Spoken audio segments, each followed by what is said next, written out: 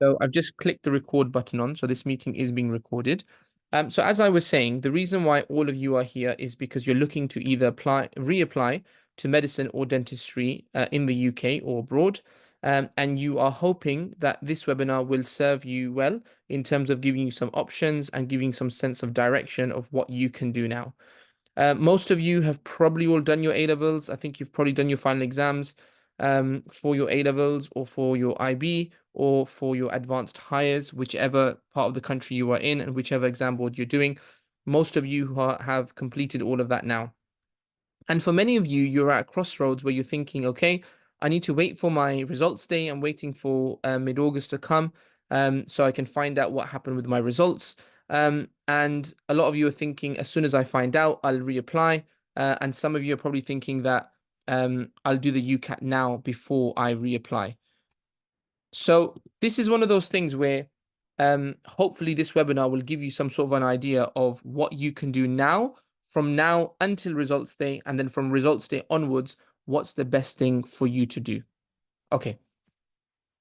So if you haven't got an offer, first of all, I want you to understand that that's completely fine and it's completely normal.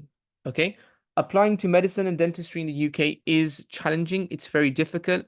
As you've probably all experienced this year, there's a reason why it's competitive. There's a reason why only a handful of applications are considered from each batch, and then those are taken forward, and then interviews are conducted, and then from the interviews, some are selected to be given places. So there's a reason why all this happens, because the number of places for medicine and dentistry in the UK is extremely competitive. And in terms of the ratio and the proportion of the number of people who apply, there just aren't enough seats available. And that's why it's very, very competitive to get into a course like this. So if you are unsuccessful at getting in, it's completely fine. It's completely normal. You're in the same position as, 60, 70% of applicants. So it's very normal. It's completely fine. I don't want you to feel bad. Many of you are probably thinking, I did really well in my GCSEs. I got good A levels as well. And I still didn't get an interview invite. Or many of you are thinking, I did really well in my UCAT. I even had some interviews and I still didn't get an offer. I had a parent call me recently who was describing that he had two of his sons.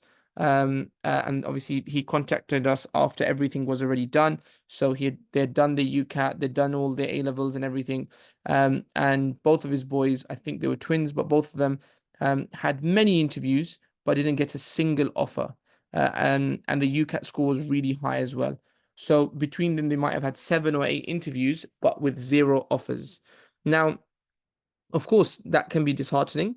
And whether you're on the other side of the spectrum where you didn't even get a single interview, that can also be disheartening. But the reality is, as I said, it's competitive for a reason, and it's not the end of the world if you didn't get in this year. And if anything, from my experience, those who apply as reapplicants, your chances of getting in are a lot higher. And I'll explain why. The reason why they're a lot higher is because when you're applying as a reapplicant, you don't have the stresses of thinking about, oh, I need to focus on my moles. I need to focus on my dy by dx. I need to focus on my psychology essays. All you're going to be focusing on from now on is your application to either medical or dental school. So you don't have any other commitments per se in terms of being at a certain place, attending lectures at sixth form or college, and completing tests and assignments. You don't have that worry and that concern. The last 12, 18 months of your lives, and as you've seen, have been extremely challenging because you've been juggling so many different things as well as applying to the most competitive courses in the country. So now that hopefully, God willing, your A levels are out of the way and you get the results that you well deserved and you've been trying your best and working hard for, the application, or the reapplication, I should say, gets a lot smoother because you don't have the worry and the concern about all of these extra things. Your only worry and your only concern is, okay, I've got to do my UCAT, need to try my best, need to get my personal statement or my UCAS statement correct. I need to select the 4 university choices that are going to give me the best chance of getting in. And I want to reapply to either my 4 medical schools or my 4 dental schools.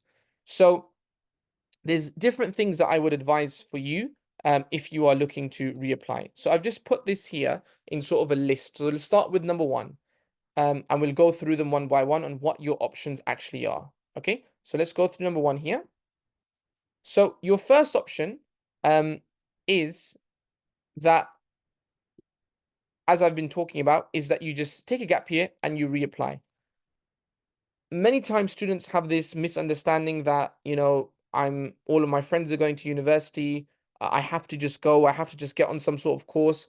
My advice to you would be, if you're very serious about studying medicine and dentistry, there is absolutely no harm in taking a year out before you apply again.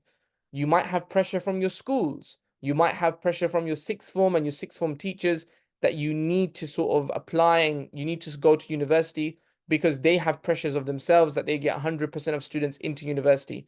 But if you're looking to apply to medicine and dentistry and you're serious about it, and you think that with exams, you're thinking that, yes, I can achieve at least 3 A's, for those of you who are doing A levels and then the equivalent in IB and advanced hires, I would say definitely think about taking a year out. There is completely no harm. And in actuality, applying to medicine and working as a doctor and even dentistry, they are not 100-meter sprints. They are marathons. It's something that you're in for the long haul. It's the rest of your life we're talking about here. And in between your training, in between your practice, whether you're in university and you intercalate and do a different degree and then come back to medicine or dentistry, or whether you've graduated and you're thinking about starting a family and you're off on maternity or you're off on paternity, or you take a year out to travel abroad, there are always going to be gaps in your career. And having a gap at this stage, there is absolutely no harm. It won't harm your application. It won't harm your future as a doctor or as a dentist working in the UK. If anything, there'll be more good that will come out for it for you. So first of all, getting across that mindset that no, I need to go to university because I'm 18 and everybody else is going, and mum and dad said that I have to get out of the house now. Please, please, please, I want you to reevaluate that and rethink that madness, or the madness of the method that you've got, that you have to just follow the crowd and go to university because you're 18. There is not much difference if you go to university at 18, 19, 20, 21, or 22, or even as a postgrad. There is very small difference between it, especially 18 and 19. It's a couple of months, if anything, maximum a year. So please, please, please don't think that you're forced or you're pressured to go to university to start a course that it might even become even more difficult for you to apply to medicine and dentistry as postgrads. If you feel like you can achieve 3 A's and that's something that you have worked towards and you're trying your best towards and you think that you will get there, my advice and my strong advice is, it's fine. Take a year out. It's completely normal. There's absolutely nothing abnormal about this. And come back stronger with a stronger application. And you will come back stronger because of the reasons that I've cited earlier. You've got no concern about your A levels now. It's just full steam ahead with UCAT, with UCAS, with your interviews, and with trying to get into medicine and dentistry.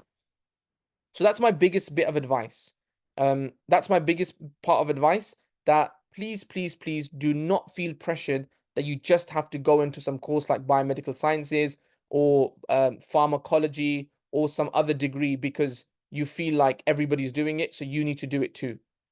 I would say, if you're strongly thinking that you've done your best with your A levels and you're hoping and you're anticipating and you're praying that you will get a minimum of 3 A's, please take a gap year and reapply. Okay. A personal anecdote: when I started university, I remember I was in my first year. This was a long time ago now, but when I was in first year, around me, I think 60% or just under of my cohort were not directly from college. So they weren't school leavers.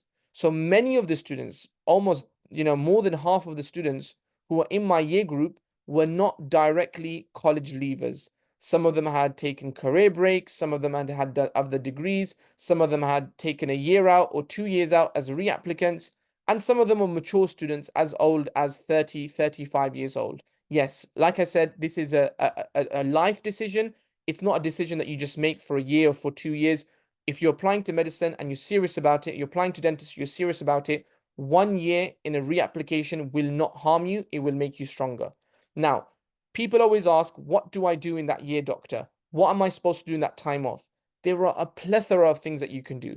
Number one, of course, you work around your UCAT.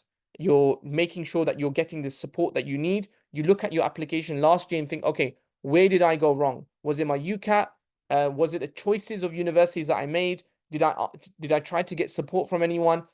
Find out where you went wrong. If it was your interviews, then please, please, please don't wait until your interviews come around. Start preparing for your interviews from now. Because most likely, if you got interviews last year, hopefully, God willing, you will get interviews again this year. Start preparing from now for your weaknesses. Don't leave it too late.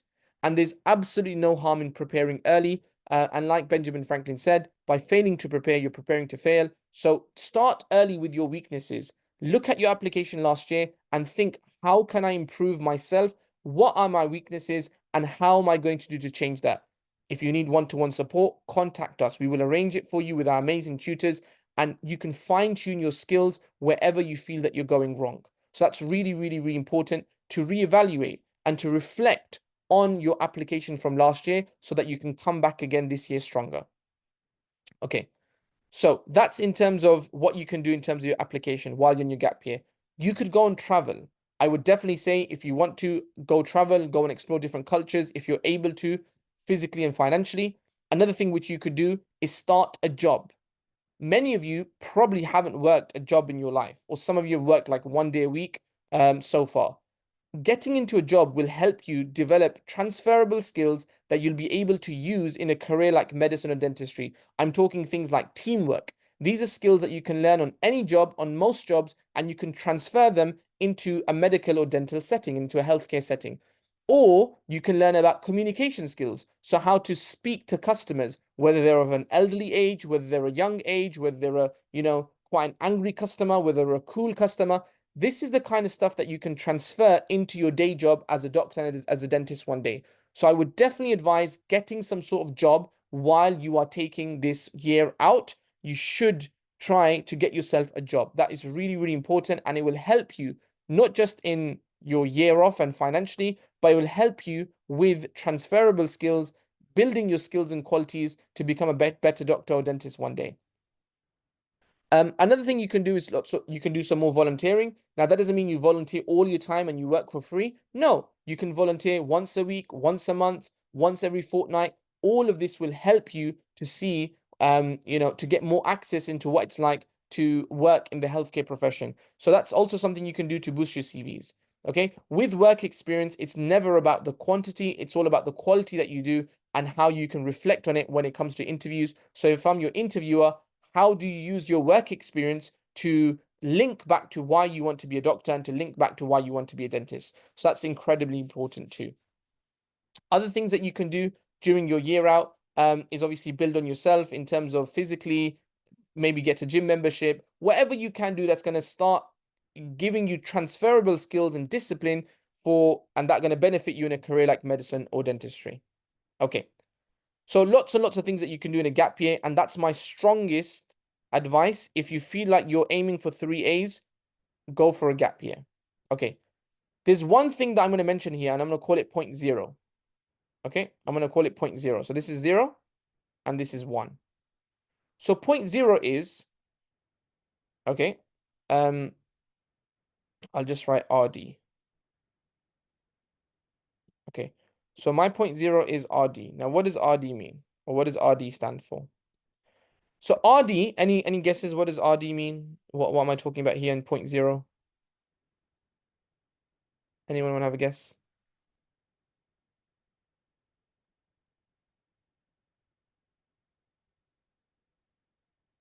No, no guesses?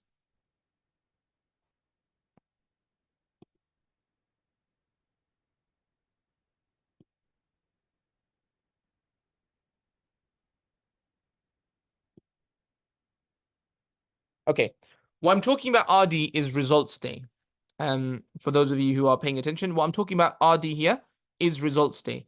Now, for those of you who are waiting for your A-level results, or for your equivalent results in year 13, what I would advise is you could even do this from now. Okay. So this is something you can do from now. You could write a single email. You could write down what your A levels are and what your predicted grades are. And then you can send that email to all the medical schools or all the dental schools in the UK. So write the email, what your statistics are, your GCSEs, your A-levels. You don't have to mention your UCAT, but then you can send that message to all the medical and dental schools in the UK, and you can just query them and say, do you feel like you will have any places available on results day? I'll say that one more time. Is there any chance, or do you feel as if though there will be places that will open up at your university on results day? Now you can BCC this and send it to as many medical schools and dental schools as you want. Okay, there is absolutely no harm in doing that. Now, why am I saying this to you? I'm saying this to you because every year there might be a few spaces which crop up in medicine and dentistry clearing. Very, very few. Last year was an anomaly. Last year there were many spaces that came up. I'm talking King's College London, I'm talking Birmingham, I'm talking Sheffield. Medical schools were interviewing days after results day to try to fill up the places. Okay? Somebody said, wouldn't that look funny? Because most have waiting lists. That's completely fine. It's okay to send emails to people. There's a team there that are responsible for responding to emails from students, from parents. So no, it wouldn't look funny because it would look like you're someone who's very interested and very keen in getting a place in medicine and dentistry. So what I would say is you can email them. Somebody said, can I call them? Absolutely. If you want to call them, that's completely fine. I prefer emails. And the reason why I prefer emails is because it's in black and white. It's written down. When they respond, that will also be in black and white and it's written down for you. And you can use that as evidence if they say, yes, there are spaces available for you. Now, why am I saying this? Okay. The reason why I'm saying this is because if there are spaces which come up on results day, and months before results day, you're already knocking on the university's doors and saying, hey, this is me. These are my results. These are my GCSEs. Do you have a place available for me in medicine? Guess who they're likely to turn to first? Okay? They're likely to turn to those who have contacted them from before. And even if they've forgotten about you, you will call them again on results day anyway. So somebody said, are there spaces also for dental school on results day? It's very possible. It's very, very possible. Last year, there were many students who missed their grades on results day. And because of that, lots of spaces got cleared up on results day by students calling in and taking those places. Somebody said, can I send emails to universities that I've been rejected from? Of course you can. Why not? There's absolutely no harm in sending an email. If anything, it shows that you're professional, it shows that you're keen, and it shows that you're serious about applying to medicine or dentistry. Okay? So this is sort of the gig. This is what I want you to do. You can send an email, you can call them up from now, it's completely up to you. Once you're on their radar, and you might have 30 medical schools saying to you, sorry, we've got a waiting list. That's completely fine. There's nothing wrong with them saying that. There's nothing, absolutely no wrong with them saying that. That's life. Sometime in life, you get acceptances. Sometimes you get rejections. That's all part of life. There's absolutely nothing, no harm in that. There's no harm in them saying no to you. We're just checking if there are any places available anyway. Now, what do you do next? If you've done this, or even if you haven't done this, because I don't know, for some reason you thought you didn't want to do it, that's completely fine. It's your choice. When results day comes for you, so when that deadline day comes for you, your colleges and your schools and your sixth forms will actually get the results the night before. The night before, they will get the results. So I'm talking midnight, and those results will be sent over to universities. So universities will have an idea of what they're working with in terms of places, in terms of reserve lists, in terms of how to fill up the spaces that they've got. What I want you to do, and this is some homework for you, is have a list of universities ready that you want to call. So have their numbers printed on a piece of paper, on your notes app, on your iPhone or whatever. Have them written down. The numbers of universities for the undergraduate admissions teams for medicine and for dentistry. Have them written somewhere ready for you to call up when it comes to results day. On results day, I want you all to go to your schools and your colleges and your respective sixth forms as early as possible. I'm talking 7 a.m. I'm talking 8 a.m. I'm talking first ones there. I'm talking waiting for the doors to open.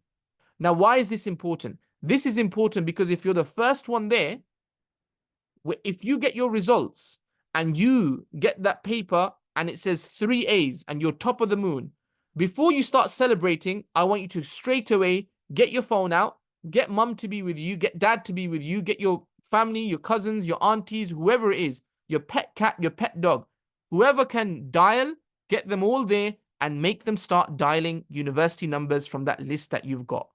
Maybe photocopy that list and give it to everyone so everybody's got a shared list, or share the file or share the notes that these are the universities that we need to contact.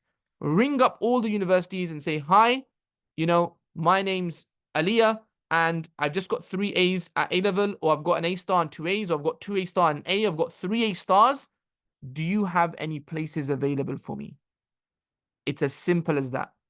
If they say to you, sorry, we don't have any spaces, no problem, ring the next university. If your mum's on the phone, she's going to do the same thing and say, hi, my daughter's just got 3 A stars, or an A star and 2 A's, or 2 A stars and A. Do you have any spaces available for you? They might say, yes, we do. Thank you so much for contacting us. And guess what? You're near the front of the queue because you've woken up early, you've taken initiative, you've gone to the school early because you thought you tried to take your chances. And it's not the end of the world if they say no, because you're not in any worse position than you are right now. You're in the same position. Right now, you don't have any offers, and on results day, you might not have any offers.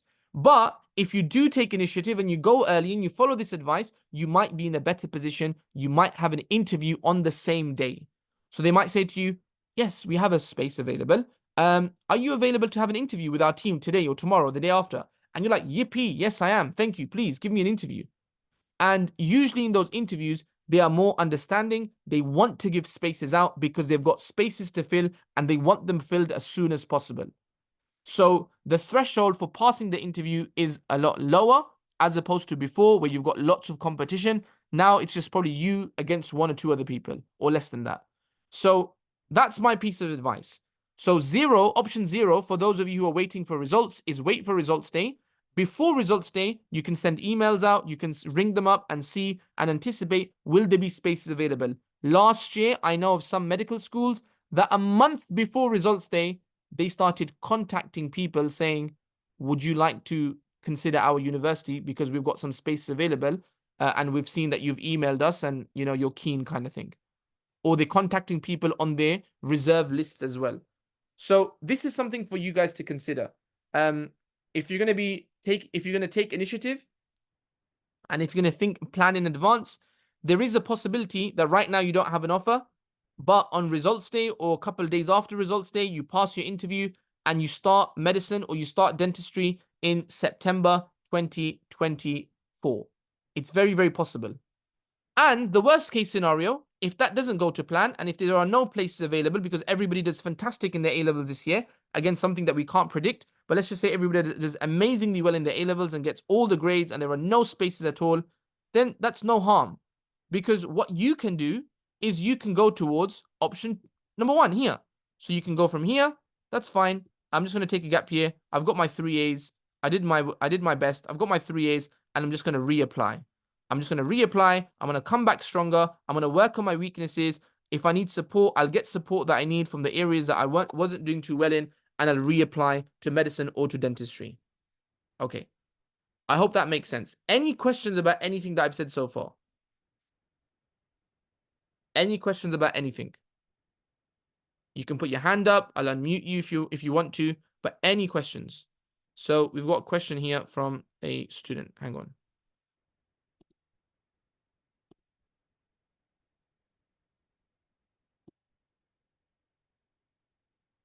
Okay, so we'll go to Ni'ma. Ni'ma, you got a question? Hi, yeah, just a quick question. If, God forbid, let's say on results day you get like AAB, but that you're eligible for contextual offers, would you still recommend taking a gap year? If you're eligible for contextual offers and you get AAB, absolutely, why not? Because there will be lots of universities that you can still apply to, and you've got the results. So because you've already got the results, your application is already stronger. Because the universities will look at your AAB, and if you are a contextual student, they'll say, well, they've already got the results. They've achieved them. It's not like they're going to give you conditional offers anymore. So yeah, absolutely, Nitma. Okay, thank you. No problem. We got is it Abdullah? Yeah, I was just wondering, do you know on results day, when you're calling universities, would you call the actual university or the School of Dentistry or the School of Medicine? Oh, so I know Abdullah, how are you? Okay. Yeah, Alhamdulillah, how about you? I'm good, thank you so much. And thank you for your question. So Abdullah, what you need to do is on results day. Sorry, say your question again. Did you say that what do I say to them when I call them? Is that what your question was? Like, what do I ask them? No, what do you call the Department of Dentistry or do you actually call the university itself? So yes, very, very good question. Don't call just the university itself because it's a minefield. There's so many different faculties, so many different departments. What I want you guys to do is call the undergraduate admissions teams. So they called undergraduate admissions team medicine, undergraduate admission team dentistry. Those are the guys that you need to be calling, and those are the guys that you should be emailing, and not just the university at large. So undergraduate university admissions for medicine, undergraduate university admissions for dentistry. They're the people to call. Does that Yeah, answer your question, Abdullah? yeah, Jazakallah. Perfect. Perfect. Okay. Any other questions, guys? I'm looking at the chat now, so I'll be answering these questions too.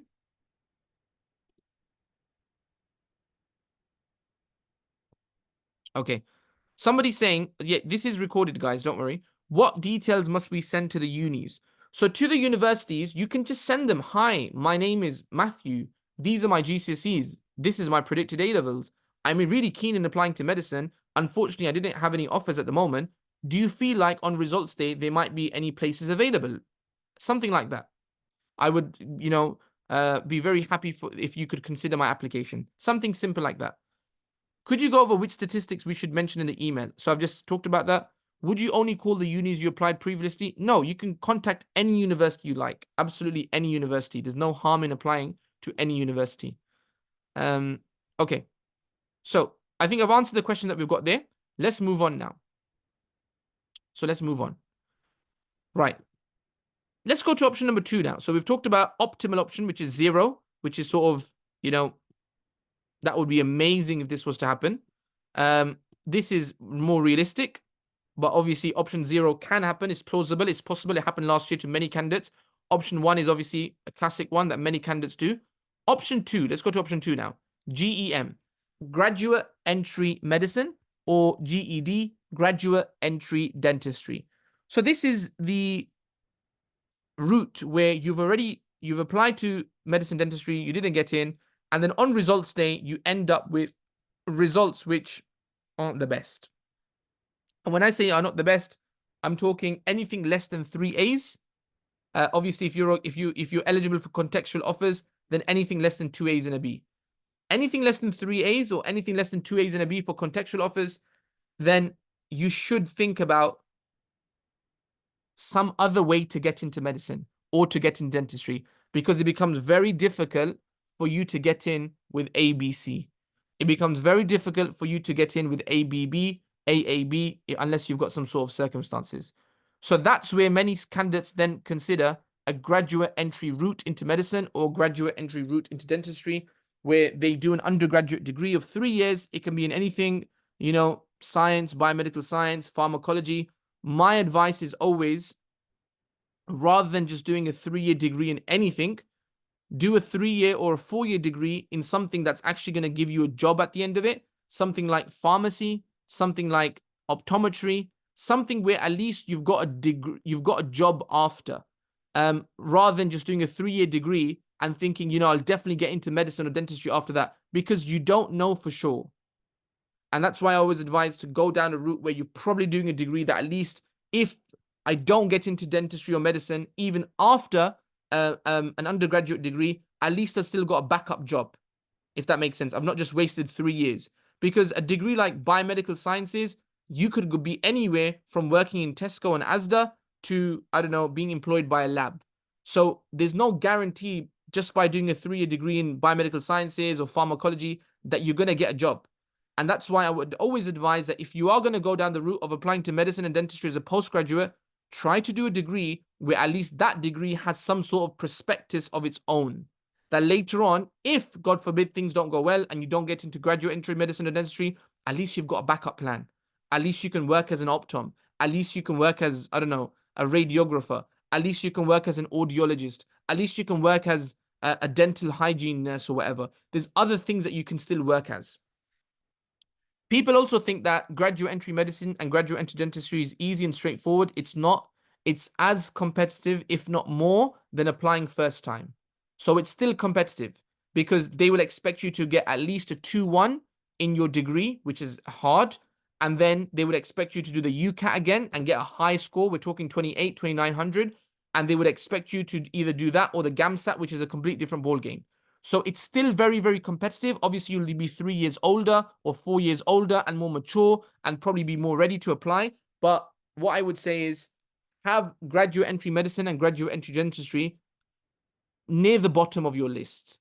Try to explore and try to exhaust all of your other options first before you go into, oh, I'll just apply, do a different degree and then try to get into medicine dentistry, because it becomes more competitive. And many times students do just random degrees, which doesn't really take them anywhere. So either do a degree which you're passionate about or do a degree which you know is going to give you a job after, even if you were not to get into medicine or dentistry. Okay. And this brings us very nicely on to point 3. Allied health professional. Okay. Allied health professional. If on results days, guys, you don't get the grades, okay? You don't get the grades, unfortunately, something went wrong. You don't get the grades, and you've basically realized that you can't apply to medicine and dentistry as an undergraduate. And now you're thinking, okay, is really medicine and dentistry for me? Will I really wait another 3-4 years, do another degree, and then apply to medicine and dentistry? I don't really want to go to Europe. I want to stay in the UK. Then my advice would be, if you're definitely interested in healthcare and you're definitely interested in medicine and dentistry, but because of your grades and because of the situation, unfortunately, it just doesn't look possible, there is no harm in going for a different kind of profession. Okay? I've mentioned a few of them already. I've mentioned optometry. And by the way, there will be hundreds of places for these courses on results day. Okay? I've mentioned optometry. I've mentioned pharmacy. I've mentioned audiology. I've mentioned radiography. I would say optom and pharmacy are probably the top 2 out of those, just because of prospectors, because of job, because of earning, because of things that you can do within your job. So there is no harm in thinking about these degrees as a backup. They're great jobs, good work-life balance, and often they are paid better than even doctors and some dentists as well. So these are good jobs, and I don't want you to think that becoming a doctor and becoming a dentist is the be-all end-all. If results don't go your way, you can always call up universities and see if there are places available for you for optometry and pharmacy. They're always available in clearing. So that's something for you to consider and think about. But obviously, don't be too late. Don't take like 5 days to decide. Try to decide the day or the day after. If you're thinking, okay, medicine and dentistry is not for me, my results didn't go to plan, I'm now going to go towards another direction. And they are still great careers to go into. Nice, easy jobs as well in terms of 9 to 5. You don't need to do all the on-calls and the crazy hours that doctors do. So that's a nice backup option that you have. You'll be able to treat patients. You'll be able to use your scientific knowledge to help patients, to speak to patients, and at the same time, make a difference to them. So there is always the allied healthcare professional option that you have as well. Okay, option 4. So on results day, results didn't go to plan. You didn't get your grades. It wasn't the 3 A's that you were anticipating. And now you're thinking, okay, well, I either have to do a different degree and then apply to medicine and dentistry as a postgrad, or I just leave my dream of medicine and dentistry and go into something else like optometry, like pharmacy, like audiology, like radiography, like, I don't know, something else. Or what you could do is you could say, well, my results are 3 B's. I'm not going to get into UK with 3 B's, but I know I'll get into another country in Europe. I could go and spend 5 or 6 years in Romania, spend 5 or 6 years in Bulgaria, spend 5 or 6 years in Italy, spend 5 or 6 years in, Czech Republic. There are lots of countries now that offer medicine and dentistry in Europe, in Hungary, lots of places in Europe that offer medicine and dentistry. So what you could do is you could, and they don't expect you to get all A's. Even if you've got B's and C's, you can still go there and study medicine and study dentistry. That's another option for you. So if you are thinking to do that, that definitely medicine is what you want to do, definitely dentistry is what you want to do, then I guess spending 5 or 6 years in a different country, there's no harm, because when you come back, there is still going to be jobs available. As of now, as we speak right now, there are jobs available. There are people that are graduating from Europe and they're working in the UK. There's no problem right now. In future, if there's a problem, we don't know, but I don't anticipate there to be a problem, because wherever you study medicine and dentistry, you're a valued person in society. You've got key skills, and then there should be some sort of role for you available to develop your skills and to establish yourself as a doctor or as a dentist. So studying in another country in Europe can be an option. There is many thousands of students who have gone out from the UK. If that's something that you're interested with, just contact us. We have partners that we work with for European universities. So if you are thinking, I'm going to study in another country, I'm going to go abroad because my A-levels didn't go to plan, contact us, contact team at Medica, or send us a message or on WhatsApp, or however you want to communicate with us, and we'll send you the contact details of the best agents, essentially, to get you into Europe for medicine or for dentistry. There are so many agents out there. We will send you the one that we trust and that we work with, our partners in Europe, and it would be better for you to go with someone that is trustworthy rather than going with some shady agents. So yeah, if studying in another country like Europe is an option for you because you think, look, I didn't get the grades, I'm probably going to go abroad, either to somewhere in Europe, then just contact us and we will send you their details and the next steps of what you can do to start exploring your options in Europe. Okay, let's go on to number 5. Many of you this year applied to medicine or dentistry, and you didn't even realize, but you were eligible for widening access. You were eligible for foundation years. This is all something that you should be looking at. You should be, every one of you, and you'd be surprised that every one of you should be looking at, am I eligible for foundation year to medicine, foundation year to dentistry? Am I eligible for widening access to medicine, widening access to dentistry, widening participation courses? Am I eligible for these things? Because if I reapply, I should try to get as much of this support that I can and make my chances to get into medicine and dentistry easier. Many of you probably already have done the homework for this year. If you have, then do the same thing for next year and reapply in the same way. But definitely my advice would be to check if you're eligible for any widening participation, foundation medicine, foundation dentistry. It just makes your, that route into medicine dentistry a little bit easier for you. It just gets you through the door. So that would be something definitely that I would recommend that you have a look at. And also, when you're choosing your university choices, if you're reapplying this year, please choose wisely.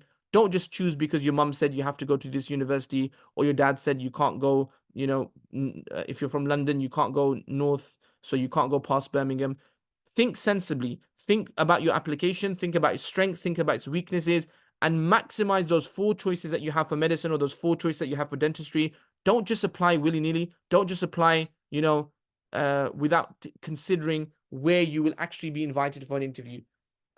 If you need any advice on that, contact us and we will give you advice on where we feel you should apply based on your personal situation and circumstances and your statistics. Okay, I'm going to look in the chat now. I've been talking quite a lot. Let's look in the chat.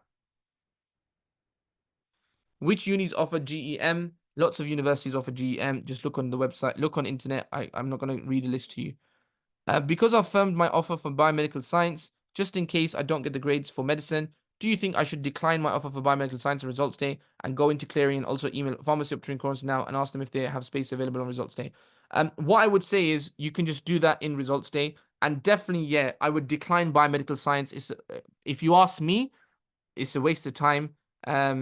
Unless you do biomedical sciences at Cambridge, or you do biomedical sciences at Oxford, or you do biomedical science at Imperial, and you're thinking about you want to be the next Pfizer, or you want to be the next Moderna and create vaccines and work for GSK and, be the next GSK, then it's a different story.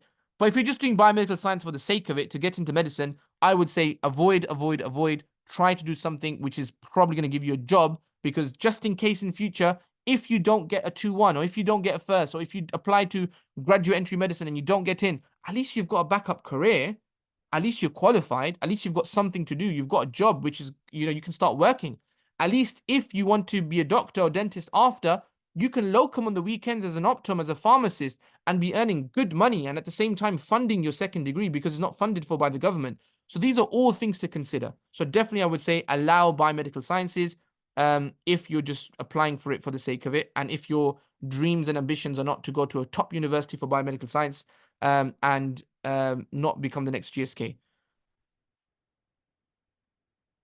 Somebody said to study in another country means you will have to self-fund. That is correct. You will have to self-fund. It is cheaper than UK though, just to let you know. The fees are cheaper, but yes, you will have to self-fund. What is your advice on reapplying next year to unis who previously did BMAT like Brighton, Sussex or UCL? Do you think they expect higher UCAT scores? Really, I couldn't tell you because we just have to wait and see what their statistics are like this year and how they use the UCAT score. We don't have any statistics for them, so we'll just have to wait for the numbers, and the numbers don't lie. So we'll have to wait for those numbers to come out, and then we'll have to give advice on how Brighton and Sussex are using the scores, how UCL are using the scores, how Imperial are using the scores. Someone said, do you think UCAT scores will be higher this year? It's very, very possible, guys. It's going to be more competitive. More people are doing the UCAT every year for the last, I don't know how many years now. They've been creeping higher anyway. So just following those trends, yes, most likely it's going to be higher. What you should do is try your best, ensure you're getting the preparation. If you need one-to-one support, contact us. This is what we do. This is what we help students with. So any support you need for UCAT, now it's all UCAT for everyone. So please, please, please get support sooner rather than later. Do you recommend reapplying this year or next year? And can we reuse the same person statement? You should reapply as soon as you can. So that's going to be this year. So this year, if you reapply, it's actually for entrance for next year.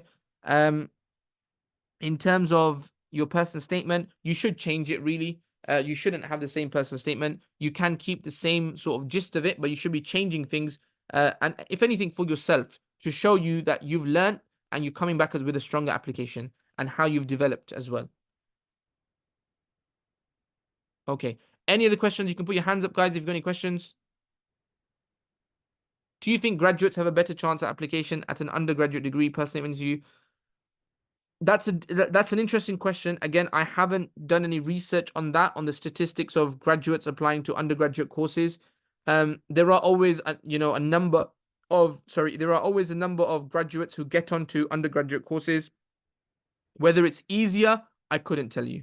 But of course, in some things, the graduates will be stronger naturally in terms of their interview skills. If they've, 3 years older, 3 years more experienced, 3 years maybe working part-time jobs, they will be more skilled. So that therefore their interview skills might be better. However, sometimes you might have candidates who are younger and who are stronger. It just depends. Nitma, did you have another question, or is you just hand up from before? Got to lower it, that's all. Okay, perfect. No problem. Any other questions before we wrap up?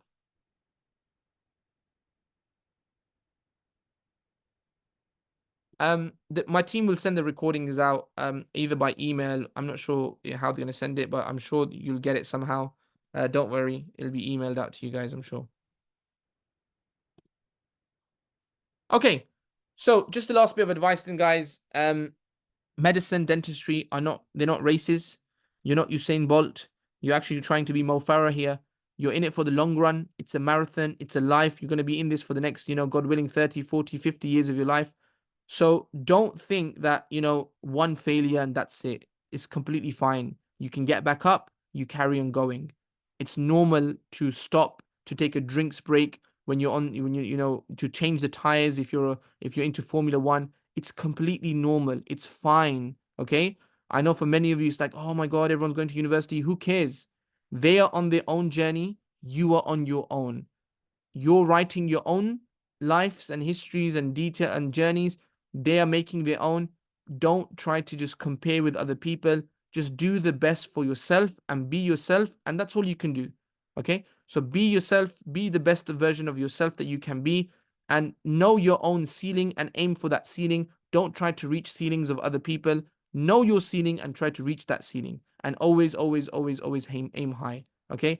There's no harm in taking breaks. There's no harm in taking a gap year. There's no harm in, going to Europe and studying medicine or dentistry there. Whatever you feel is the best option for you, you try to do that and discuss with people around you, get advices from people of knowledge. Don't just speak to friends and say, oh yeah, this is what people said. He said, she said doesn't mean anything. Speak to people that have experience, speak to people that have knowledge, and you will get better advice and better opinions from them. I'm going to leave it there. Thank you so much, everyone, for paying attention. As I said, this will be available for you to rewatch. Any support you need in the meantime, just let us know. Good evening. Thank you.